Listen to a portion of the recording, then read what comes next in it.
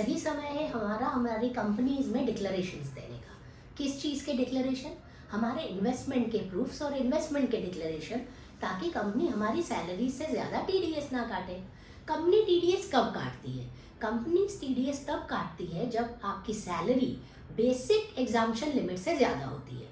अब इसमें दो चीज़ें हमें देनी होती है, एग्जाम्पशन और डिडक्शंस, दोनों के प्रूफ। एग्जाम्पशंस क्या है? एग्जाम्पशंस वो इनकम है जो गवर्नमेंट स्पेसिफिकली बोलता है कि they are out of the purview of taxable income, जैसे agriculture income is exempt income.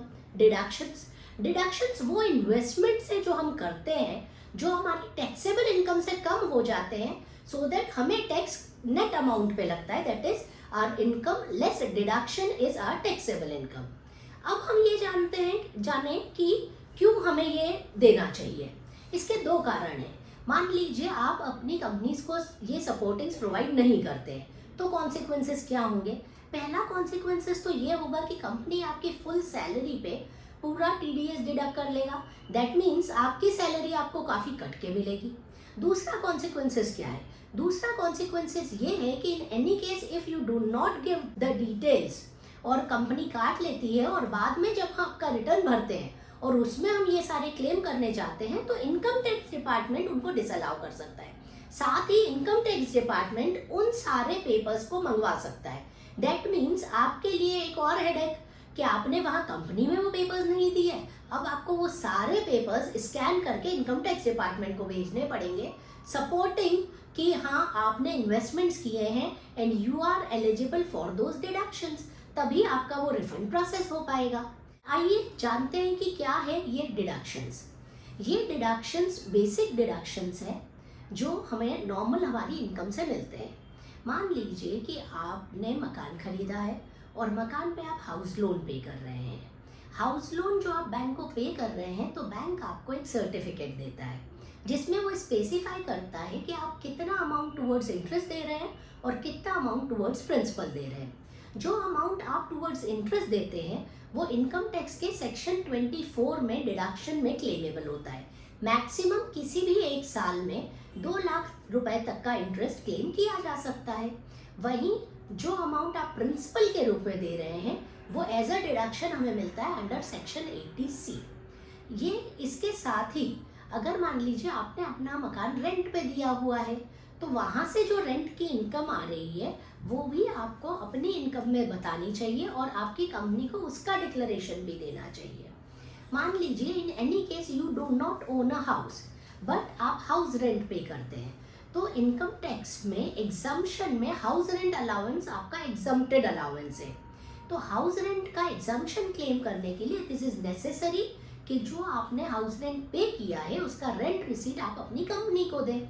मान लीजिए वह रेंट 50,000 रुपये से ज़्यादा है, in that case it is necessary कि आप आपके लैंडलॉर्ड का टीडीएस डिडक्ट करके रेंट का पेमेंट करें। इसके अलावा क्या एग्जम्पशंस हो सकते हैं? इसके अलावा मेडिकल रीइंबर्समेंट अगर आपको मिल रहा है तो मेडिकल के सारे बिल्स प्रोड्यूस करना। अगर आपको कोई भी ट्रैवल अलाउंस या कुछ मिल रहा है तो उनके सारे बिल्स, जो भी राशि आपको आपकी सैलरी में as a part of reimbursement मिलती है, this is your duty to put all the bills related to those reimbursable expenses to the company so that वो आपके इनकम में टैक्स ना हो। अब इसके अलावा क्या ऐसे इन्वेस्टमेंट्स हैं जिनसे हम डिडक्शंस क्लेम कर सकते हैं? डिडक्शंस जैसे आप सभी को, I am sure you all are aware that section 80C में हम लोग डिडक्शंस क्लेम कर सकते हैं। तो 80C में क्या इन्वेस्टमेंट्स आते हैं? 80C में बेसिक जो PF ESIC आपका कंपनी काटती है, that is the basic investment, जिसको आप एज अ डिडक्शन क्लेम कर सकते हैं। अगर आपने PPF अकाउंट खोला हुआ है और आपके PPF अकाउंट में आप अपने स्पाउस का या अपने किड्स के PPF अमाउंट का पेमेंट करते हैं तो वो एज अ डिडक्शन आ जाता है।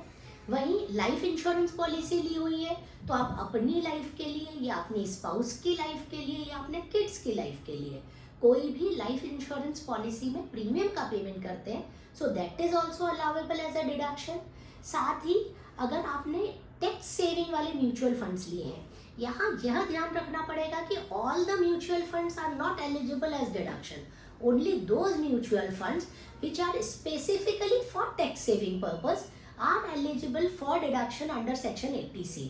वहीं पोस्ट डिपॉजिट स्कीम्स में डिपॉजिट किया है, those deposits which are for more than 5 years, जो 5 साल से ज़्यादा वाले पोस्ट ऑफिस डिपॉजिट स्कीम वाले डिपॉजिट्स है, वो भी एलिजिबल है फॉर डिडक्शन। इनके लिए आपको नेसेसरी है कि पोस्ट ऑफिस के लिए पोस्ट ऑफिस डिपॉजिट रिसीट, वहीं म्यूचुअल फंड के केस में म्यूचुअल फंड डिपॉजिट रिसीट, या LIC या इंश्योरेंस में आपने पेमेंट किया है तो इंश्योरेंस के प्रीमियम रिसीट, ये सारे डॉक्यूमेंट्स आपको कंपनी को देने होंगे as a proof of those investment. इनके अलावा ही 80C में जो आपने हाउस लोन में प्रिंसिपल अमाउंट पे किया है वो भी अलाउड है as a deduction under section 80C। इसके अलावा अगर आपने आपके बच्चों की स्कूल फीस भरी है so that is also allowed as deduction under section 80C। यहाँ ये ध्यान रखना है कि सिर्फ school fees is allowed as deduction, किसी भी रूप में कैपिटेशन फीस, डोनेशन या बस फी या लंच फीस, कोई भी तरह का अगर आपने फीस पे किया है so that is not allowable as deduction under section 80C। इसके अलावा there is another section which is section 80D। 80D के अंतर्गत जो भी अमाउंट आपने मेडिक्लेम में दिया है that is allowed as a deduction. Mediclaim policy आपकी खुद की हो सकती है, आपके स्पाउस की हो सकती है, आपके बच्चों की हो सकती है। इसके साथ ही अगर मेडिक्लेम पॉलिसी आपने आपके पेरेंट्स के लिए ली हुई है तो वो भी एडिशनली उसका आप डिडक्शन क्लेम कर सकते हैं। साथ ही सेक्शन 80DD में अगर आप मेडिकल इंश्योरेंस प्रीमियम किसी डिपेंडेंट हैंडीकैप के लिए भरते हैं उसमें आपको मेडिकल ट्रीटमेंट के प्रूफ देने पड़ेंगे and there is a certificate in form 10IA वो देना पड़ेगा which shows that the handicap dependent के लिए आप वो प्रीमियम का पेमेंट कर रहे हैं। साथ ही कुछ मेडिकल एलिमेंट है लाइक कैंसर, हार्ट डिजीज, अगर परिवार में किसी को ये सारी डिजीज है और उसकी डिजीज का खर्चा भी आप पे कर रहे हैं तो 80DD में आपको ये डिडक्शन अवेलेबल है।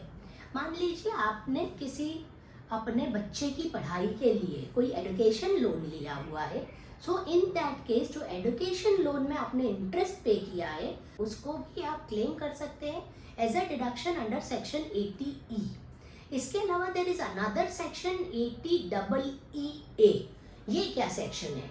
वो लोन जो 75 लाख से कम है हाउस लोन, इन केसेस में एक एडिशनल इंटरेस्ट का बेनिफिट अवेलेबल है which is up to 1.5 lakhs जो आप यहाँ 80EA में क्लेम कर सकते हैं।